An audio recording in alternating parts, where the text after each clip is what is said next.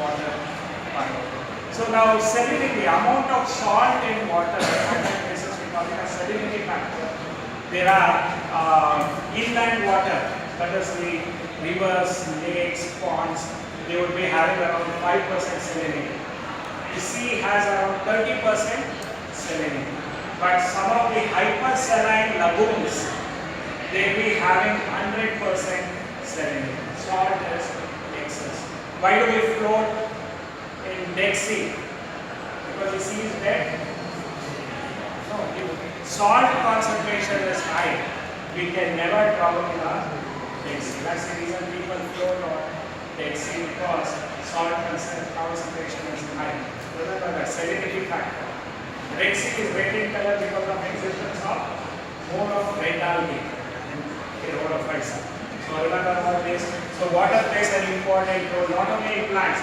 See, whenever water availability is there, the nature of plants also varies. Xerophytic plants are found in regions where water availability is less. Mesophytes are found in normal range of water, moderate water availability mesophytes. There are aquatic plants which are completely dependent on water, hydrophytes. You have to remember about it. Even the flora and fauna varies based on the availability of water. So that's an important factor for deciding flora and fauna in a region. Availability of the plant, vegetation and animals. Flora and fauna, that's what I'm talking about.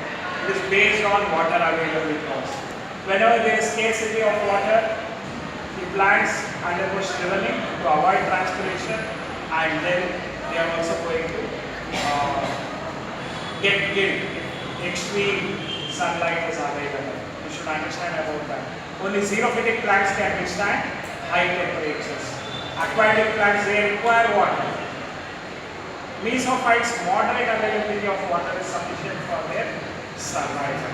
So please remember about water as an important abiotic factor to determine the existence of the flora and fauna. Variations in this flora and fauna is also based on this, one of the important abiotic factor of water.